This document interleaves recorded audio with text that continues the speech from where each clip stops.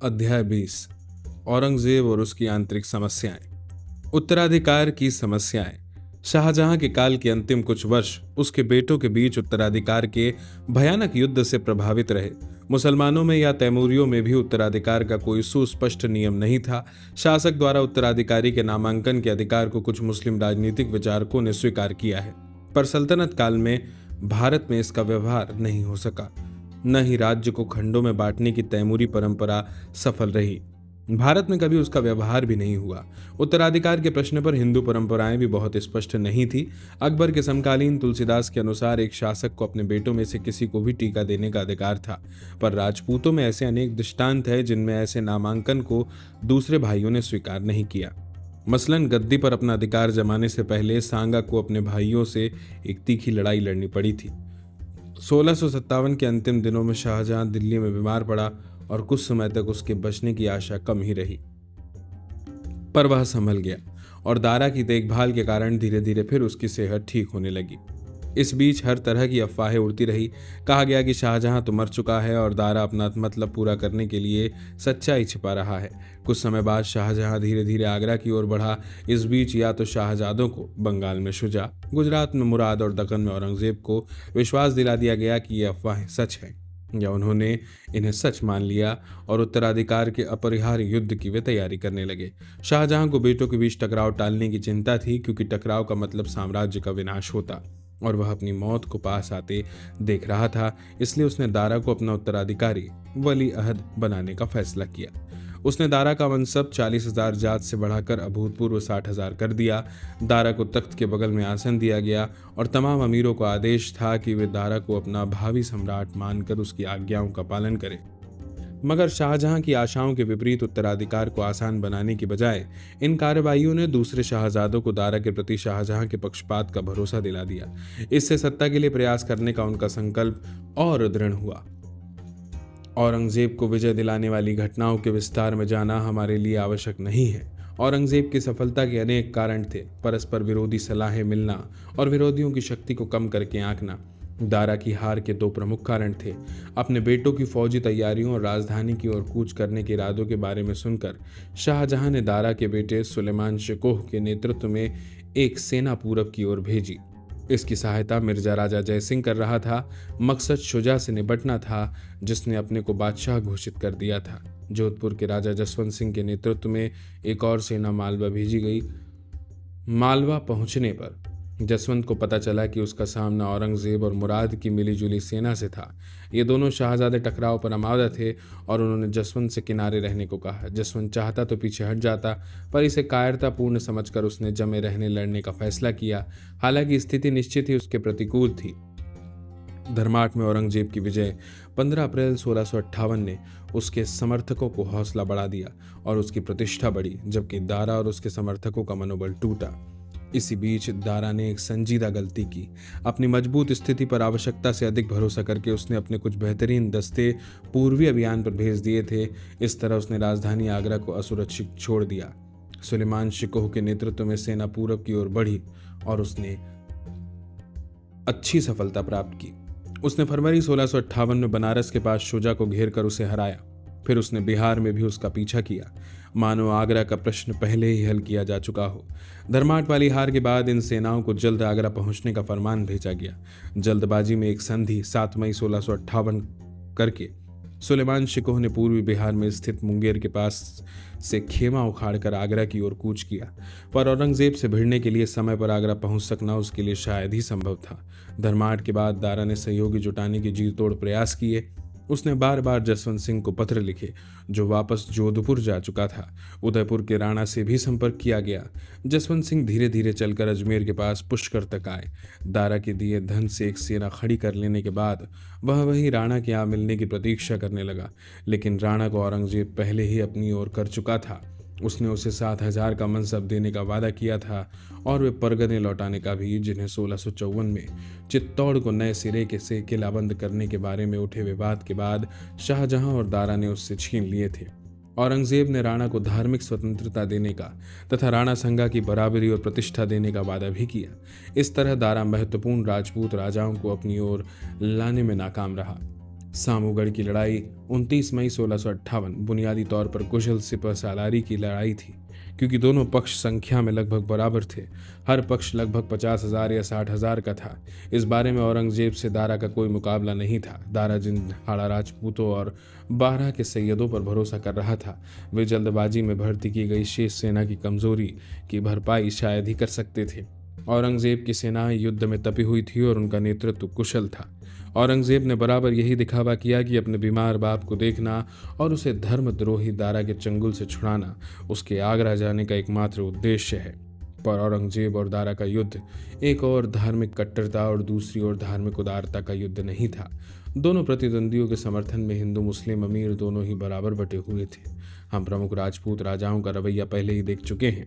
बहुत से दूसरे टकरावों की तरह इस टकराव में भी अमीरों के रुख उनके निजी स्वार्थों और शाहजादों से उनके संबंधों पर निर्भर थे। दारा के हारने और भागने के बाद शाहजहां आगरा के किले में घिर गया। किले की जल आपूर्ति बंद करके औरंगजेब ने शाहजहां को समर्पण करने पर मजबूर कर दिया। शाहजहां को किले के हरम में बंद कर दिया गया और सख्ती से उसकी निगरानी की जाने लगी। हालांकि उसके साथ दुर्व्यवहार नहीं हुआ।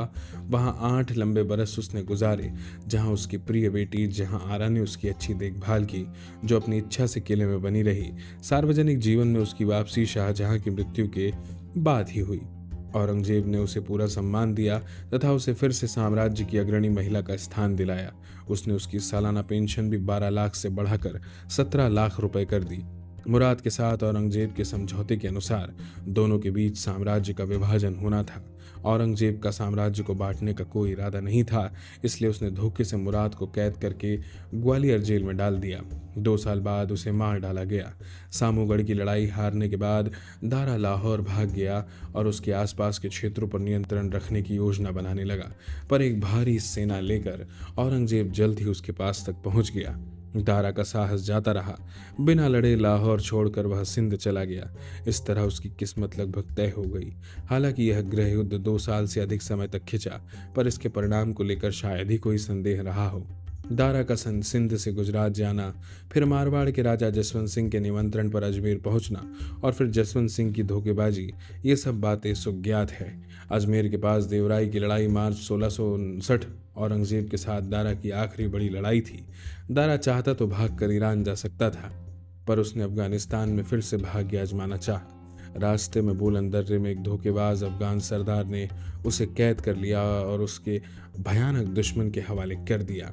काजियों के एक दल ने फैसला सुनाया कि दीन और शरीयत की हिफाजत के लिए और राज्य संबंधी कारणों से भी तथा सार्वजनिक शांति नष्ट करने वाला होने के कारण दारा को जीने की इजाज़त नहीं दी जा सकती। औरंगजेब ने अपने राजनीतिक उद्देश्यों के लिए आड़ के तौर पर जिस तरह धर्म का इस्तेमाल किया, यह उसी की एक मिसाल था। दारा के मारे जाने के बाद 2 साल उसके बेटे सुलेमान शिकोह को, जिसने गढ़वाल के राजा के यहाँ शरण ली थी, एक हमले का खतरा पैदा होने पर औरंगजेब के हवाले कर दिया गया। उसका भी हाल अपने बाप जैसा हुआ। उससे पहले औरंगजेब शुजा को इस इलाहाबाद के पास खजुआ में दिसंबर 1658 में हरा चुका था। उसके खिलाफ मुहिम जारी रखने का काम मीर जुमला को सौंपा गया, जो बराबर अपना दबाव बढ़ाता गया जब तक कि शुजा अप्रैल 1660 में भारत छोड़कर अरकान नहीं चला गया। जल्द ही विद्रोह भड़काने के आरोप में अरकानियों के हाथों उसकी और उसके परिवार वालों की निर्मम मृत्यु हुई। इस गृह युद्ध ने, जिसने साम्राज्य को 2 साल से अधिक समय तक अस्त व्यस्त रखा, दिखा दिया कि गद्दी के दावेदार न तो शासक के नामांकन को स्वीकार करते थे, न साम्राज्य के विभाजन को। सैन्य बल उत्तराधिकार का एकमात्र निर्णायक बन गया तथा गृह युद्ध लगातार अधिक विनाशकारी होते गए। अपनी गद्दी को सुरक्षित बना लेने के बाद औरंगजेब ने भाइयों के बीच जानलेवा युद्ध की निर्मम मुगल प्रथा को एक सीमा तक नरम बनाने की कोशिश की। जहांआरा बेगम के कहने पर दारा के बेटे सिपिहर शिकोह को 1673 में कैद से रिहा कर दिया गया। उसे एक मनसब दिया गया और औरंगजेब की एक बेटी से उसका विवाह कर दिया गया। मुराद के बेटे इज्जत बख्श को भी रिहा करके मनसब दिया गया और औरंगजेब की एक और बेटी से उसका विवाह कर दिया गया। इससे पहले 1669 में औरंगजेब के तीसरे बेटे मोहम्मद आजम से दारा की बेटी जानी बेगम को ब्याया गया, जिसकी देखभाल जहांआरा बेगम ने अपनी बेटी की तरह की थी। औरंगजेब के परिवार तथा उसके हारे हुए भाइयों के बच्चों और पोते पोतियों के बीच और भी अनेक विवाह हुए। इस तरह औरंगजेब और उसके हारे हुए भाइयों के परिवार तीसरी पीढ़ी में एक हो गए। औरंगजेब का शासनकाल, उसकी धार्मिक नीति। औरंगजेब ने लगभग 50 वर्षों तक शासन किया। उसके लंबे शासनकाल में मुगल साम्राज्य का क्षेत्रफल अपनी चरम सीमा पर जा पहुंचा। इस समय यह उत्तर में कश्मीर से लेकर दक्षिण में से जिंजी तक और पश्चिम में हिंदकुश से लेकर पूरब में चटगांव तक फैला हुआ था। औरंगजेब एक मेहनती शासक साबित हुआ और वह शासन कार्य में न अपने को बख्शता था न अपने मातहतों को। उसके पत्र दिखाते हैं कि राज्य के सारे मामलों पर वह कितना अधिक ध्यान देता था। वह कठोर अनुशासनवादी था जो अपने बेटों तक को नहीं बख्शता था। 1686 में गोलकुंडा के शासक के साथ षड्यंत्र करने के आरोप में उसने शाहजादा मुअज्जम को गिरफ्तार कर लिया और उसे 12 लंबे बरसों तक कैद में रखा। उसके दूसरे बेटों को भी विभिन्न अवसरों पर उसका गुस्सा झेलना पड़ा। औरंगजेब का रोब-दाब इतना था कि जब वह बूढ़ा हो चला था तब भी जब कभी मुअज्जम को, जो उन दिनों काबुल का सूबेदार था, पिता का कोई पत्र मिलता जो कि तब दूर दक्षिण भारत में था, तो वह कांप जाता था। अपने पूर्वजों के विपरीत औरंगजेब तड़क भड़क पसंद नहीं करता था। सादगी उसके निजी जीवन की विशेषता थी। उसे एक रूढ़िवादी ईश्वर भीरू मुस्लिम होने की प्रसिद्धि प्राप्त थी। आगे चलकर उसे जिंदा पीर कहा जाने लगा। लेकिन शासक रूप में औरंगजेब की उपलब्धियों पर इतिहासकारों में गहरे मतभेद हैं। कुछ की राय में उसने अकबर की धार्मिक सहिष्णुता की नीति को पलट दिया और इस तरह साम्राज्य के प्रति हिंदुओं की निष्ठा को कमजोर किया। फिर इसके कारण जन विद्रोह हुए जिन्होंने साम्राज्य की जीवन शक्ति को कम किया। उसके शक्की स्वभाव ने उसकी मुसीबतें और बढ़ाई। खाफी खान के शब्दों में उसके सभी उद्यम लंबे खिंचते गए और अंत में असफल हुए। कुछ अन्य आधुनिक इतिहासकार मानते हैं कि औरंगजेब की गलत निंदा की गई है। उनके अनुसार औरंगजेब के पूर्वजों की ढील के ही कारण हिंदू निष्ठाहीन हो गए थे और इस कारण औरंगजेब के पास कोई विकल्प नहीं था सिवाय इसके कि वह कठोर कदम उठाए और मुसलमानों को अपने साथ लाने का प्रयास करे, जिनके बल पर ही दीर्घकाल में साम्राज्य को टिके रहना था। लेकिन औरंगजेब संबंधी हाल की रचनाओं से एक और प्रवृत्ति का पता चलता है। इन रचनाओं में सामाजिक, आर्थिक और संस्थागत विकास क्रमों के संदर्भ में औरंगजेब की राजनीतिक और धार्मिक नीतियों के मूल्यांकन का प्रयास किया गया है। औरंगजेब के रूढ़िवादी विचारों वाला व्यक्ति होने के बारे में शायद ही कोई शक हो। दार्शनिक बहसों में या सूफीवाद में उसकी कोई रुचि नहीं थी।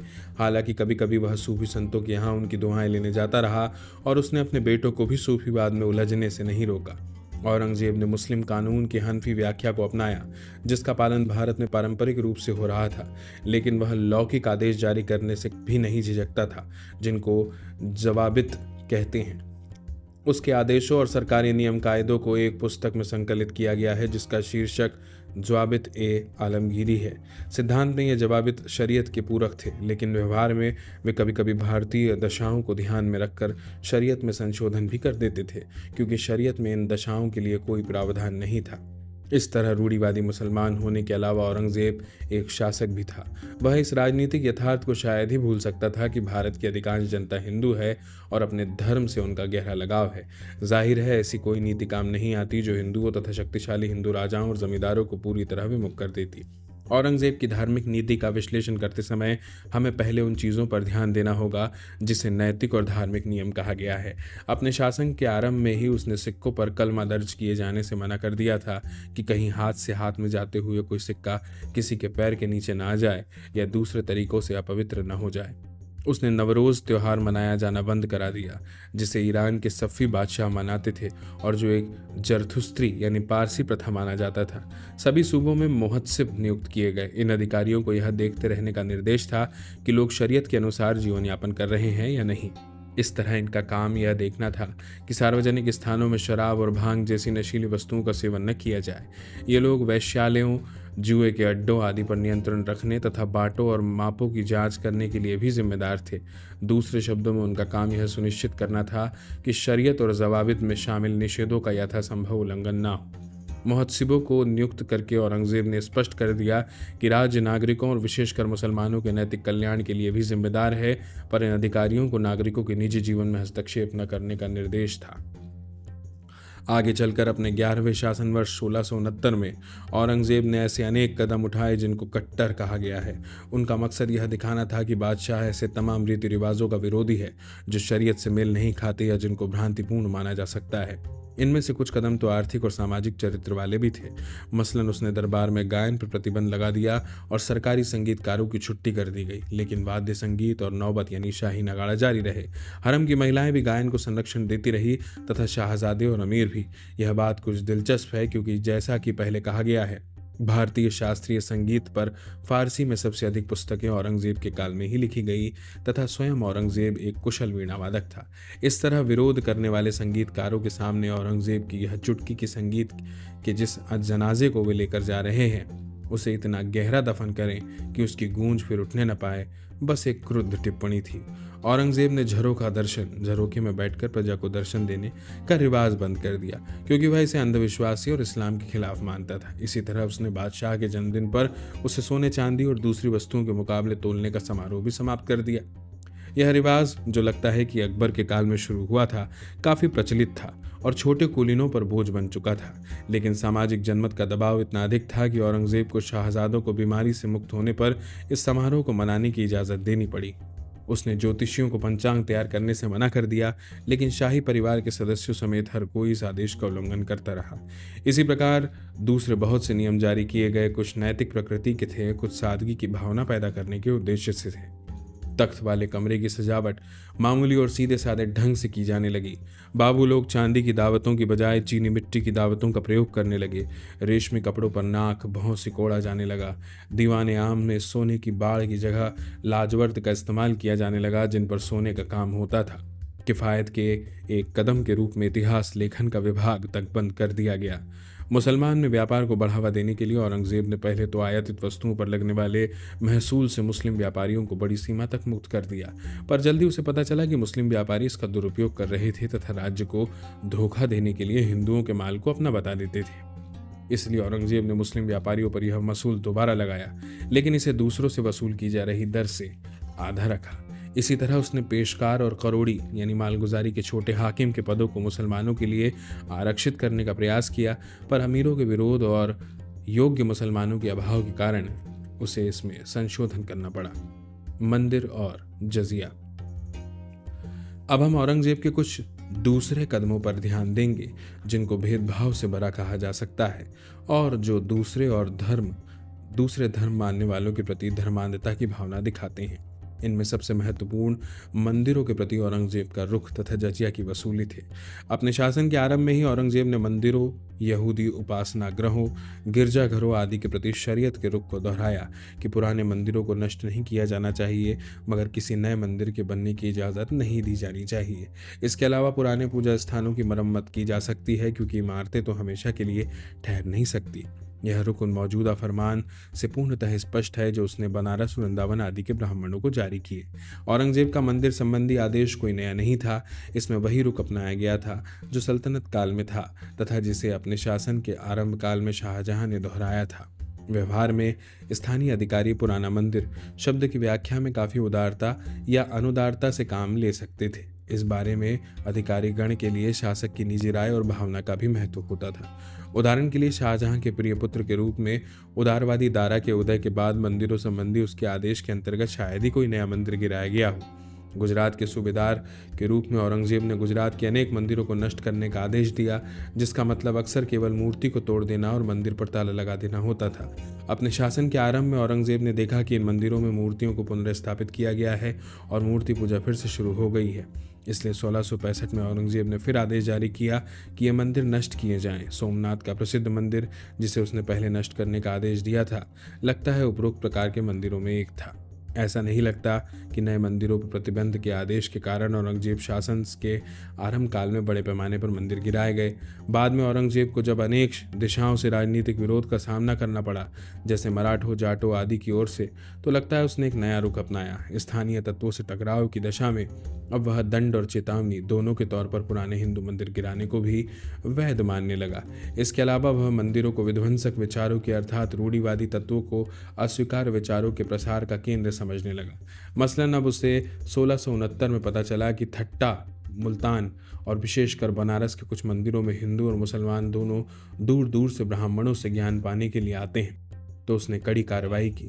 औरंगजेब ने सभी सूबेदारों को इस प्रथा को रोकने तथा जिन मंदिरों में यह प्रथा जारी थी उनको नष्ट करने के आदेश दिए।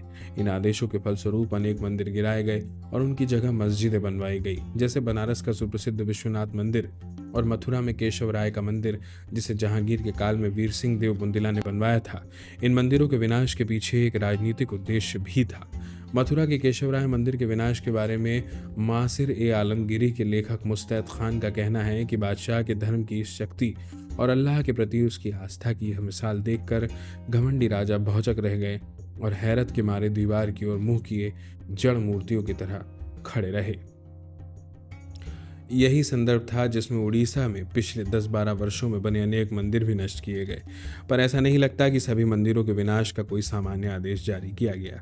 18वीं सदी के आरंभ में मुस्तैद खान ने औरंगजेब का इतिहास लिखा था और उसका औरंगजेब से घनिष्ठ संबंध था। वह कहता है कि औरंगजेब का उद्देश्य इस्लाम की स्थापना करना था और बादशाह ने सूबेदारों को सभी मंदिर गिराने तथा इन काफिरों अर्थात हिंदुओं के धर्म के सार्वजनिक व्यवहार पर प्रतिबंध लगाने का आदेश दिया था। अगर मुस्तैद खान का कहना सही है तो इसका मतलब यह हुआ कि औरंगजेब शरीयत के आदेश से काफ़ी आगे बढ़ गया, क्योंकि गैर मुस्लिम जब तक शासक के प्रति वफादारी आदि कुछ शर्तों का पालन करते रहे, शरीयत उनके अपने धर्म के अनुसार व्यवहार करने पर पाबंदी नहीं लगाता। न ही मुस्तैद खान के बताए ढंग की पुष्टि करने वाला कोई फरमान हमें मिला है।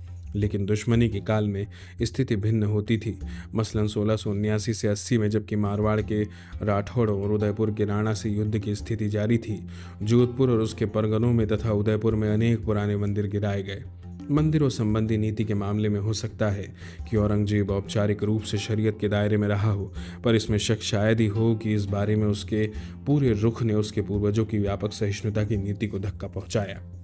इसके कारण यह विचार प्रचलित हो गया कि किसी भी बहाने से मंदिरों के विनाश को बादशाह उचित नहीं समझेगा, बल्कि उसका स्वागत करेगा। हमारे पास औरंगजेब द्वारा हिंदू मंदिरों और मठों को दान दिए जाने के बहुत से उदाहरण हैं, लेकिन कुल मिलाकर हिंदू मंदिरों के प्रति औरंगजेब की नीति से पैदा माहौल में हिंदुओं में असंतोष का पनपना लाजमी था। फिर भी ऐसा लगता है कि मंदिरों के विनाश के प्रति औरंगजेब का उत्साह 1679 के बाद कम हुआ, क्योंकि 1681 से लेकर 1707 में उसकी मृत्यु तक दक्षिण में बड़े पैमाने पर मंदिरों के विनाश की कोई बात हमें सुनाई नहीं देती। लेकिन इस बीच फिर से जजिया लगाकर क्षोभ का एक नया कारण पैदा कर दिया गया। हम जजिया की तथा अरब और तुर्क शासकों द्वारा लगाए जाने की पृष्ठभूमि को पहले ही स्पष्ट कर चुके हैं। शरीयत के अनुसार एक मुस्लिम राज्य में गैर मुस्लिमों के लिए जजिया का भुगतान वाजिब अनिवार्य है। जैसा कि हमने देखा, अकबर ने इसे कुछ कारणों से समाप्त कर दिया था, लेकिन रूढ़िवादी उल्मा का एक वर्ग इसे फिर से लगाए जाने का शोर मचाता रहा कि ताकि उल्मा समेत इस्लाम की श्रेष्ठतर स्थिति सबके सामने स्पष्ट हो। कहा गया है कि तख्त पर बैठने के बाद अनेक अवसरों पर औरंगजेब ने फिर से जजिया लगाने का विचार किया, पर राजनीतिक विरोध के भय से लगा नहीं सका। अंततः उसने 1679 में अर्थात अपने 21वें शासन वर्ष में इसे फिर लगाया।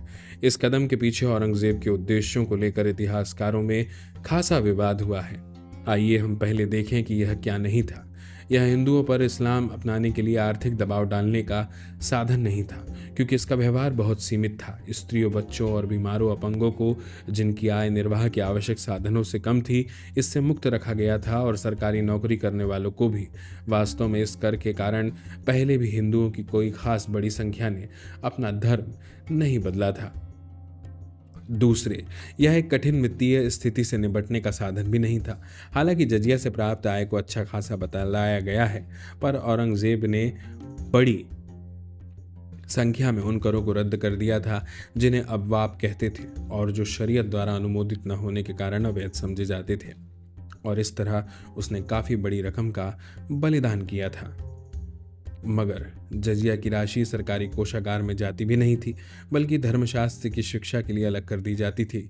वास्तव में जजिया के पुनर्प्रयोग के राजनीतिक और वैचारिक दोनों पक्ष थे।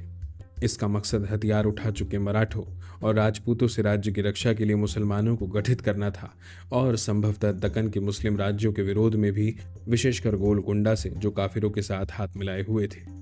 जजिया की वसूली ईमानदार और धर्मनिष्ठ मुसलमानों द्वारा की जाती थी, जो इस काम के लिए विशेष रूप से नियुक्त किए गए थे, और उसकी आय उल्मा के लिए आरक्षित थी। इस तरह यह मुल्लाओं को दी गई एक बहुत बड़ी रिश्वत थी, जिनमें काफ़ी बेरोजगारी थी। लेकिन इस कदम की हानियां इसके संभावित लाभों से अधिक रही। इससे हिंदुओं में तीखा असंतोष फैला, जो इसे भेदभाव की निशानी मानते थे। इसकी वसूली की पद्धति की भी कुछ खास विशेषताएं थी। देने वालों को इसे स्वयं आकर देना होता था, और इस प्रक्रिया में वह कभी कभी मुल्लाओं के हाथों अपमानित भी होता था। ग्रामीण क्षेत्रों में जजिया मालगुजारी के साथ वसूल किया जाता था, लेकिन नगरों के खाते पीते हिंदू जजिया वसूल करने के तरीकों से बुरी तरह से प्रभावित हुए। इसलिए ऐसे कई प्रसंगों का जिक्र आता है जब इस कदम के खिलाफ हिंदू व्यापारियों ने दुकानें बंद कर दी और हड़ताल की। फिर भ्रष्टाचार भी बहुत हुआ और ऐसे अनेक उदाहरण हैं जब जजिया वसूल करने वाले भ्रष्ट अमीन मारे गए, लेकिन औरंगजेब अड़ा रहा। किसानों को जजिया की अदायगी से तब भी मुक्त करने से हिचकिचाता रहा जब प्राकृतिक विपदाओं के कारण मालगुजारी में छूट देनी पड़ी। अंततः उसे 1705 में जजिया की वसूली दक्षिण में चल रहे युद्ध की अवधि तक के लिए रोकनी पड़ी। वैसे इस युद्ध का कोई अंत होता नजर नहीं आ रहा था। मराठों के साथ वार्ता पर इसका शायद ही कोई प्रभाव पड़ा हो। धीरे धीरे पूरे देश से जजिया का रिवाज उठ गया। 1712 में उसका औपचारिक रूप से उन्मूलन कर दिया गया। कुछ आधुनिक इतिहासकारों का मत है कि औरंगजेब के कदमों का उद्देश्य भारत को दारुल हर्ब यानी काफिरों की भूमि के बजाय दारुल इस्लाम यानी मुसलमानों की भूमि बनाना था। यूं तो औरंगजेब इस्लाम में धर्मांतरण को वैध मानता था, पर उसके समय में बलात् धर्मांतरण के सुव्यवस्थित या बड़े पैमाने के प्रयासों के साक्ष्य नहीं मिलते। न ही हिंदू अमीरों के खिलाफ भेदभाव किया जाता था। हाल के एक अध्ययन से पता चलता है कि औरंगजेब के काल के उत्तरार्ध में अमीर वर्ग में हिंदुओं की संख्या लगातार बढ़ी, यहाँ तक कि अमीरों में मराठे समेत हिंदुओं का भाग 1/3 तक जा पहुंचा, जबकि शाहजहां के काल में यह 1/4 था। एक अवसर पर जब धार्मिक आधार पर एक पद के लिए दावा किया गया तो औरंगजेब ने प्रार्थना पत्र लिखा। धर्म से सांसारिक मामलों का क्या संबंध है और सरोकार है, और धर्म संबंधी बातों में धर्मांधता लाने का क्या औचित्य है। तुम्हारा मजहब तुम्हारे साथ है, मेरा मेरे साथ। अगर तुम्हारे द्वारा बतलाया गया यह नियम स्थापित किया जाए तो तमाम राजाओं, हिंदू राजाओं और उनके अनुयायियों को समूल नष्ट करना मेरा कर्तव्य हो जाएगा। इस तरह औरंगजेब ने राज्य की प्रकृति को बदलने का प्रयास नहीं किया, किंतु उसके बुनियादी इस्लामी चरित्र को फिर से मजबूत करने का दावा किया। औरंगजेब के धार्मिक विश्वासों को उसकी राजनीतिक नीतियों का आधार नहीं माना जा सकता। जहां वह एक रूढ़िवादी मुसलमान था और शरीयत की कड़ाई से पाबंदी का इच्छुक था, वहीं एक शासक के रूप में वह साम्राज्य को मजबूत बनाने और फैलाने का भी इच्छुक था। इसलिए जहां तक हो सके वह हिंदुओं का समर्थन खोना नहीं चाहता था। लेकिन एक ओर उसके धार्मिक विचारों और विश्वासों तथा दूसरी ओर उसकी राजनीति के सार्वजनिक नीतियों के बीच अनेक अवसरों पर टकराव हुए और औरंगजेब के लिए नीति का चयन करना मुश्किल हो जाता था। इसके कारण उसने कभी कभी परस्पर विरोधी नीति अपनाई, जिन्होंने साम्राज्य को हानि पहुंचाई।